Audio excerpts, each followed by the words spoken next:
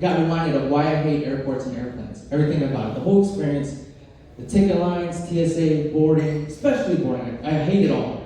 And I always get stuck with an aisle seat too. Now, if you guys ever noticed, I'm not a tall guy. So when I'm in the aisle seat, when other guys get up to use the overhead storage bin, I always get their junk in my face, like right here. And it always looks like someone that watches Ice Road Truckers for some reason. So during my last flight, a guy gets up to use the overhead storage bin. Out of nowhere, he smashed his jean-covered dick into my face. Two things. I'm glad he wasn't wearing basketball shorts. Second thing, I'm glad my mouth wasn't open. Now, I don't know about anybody out here.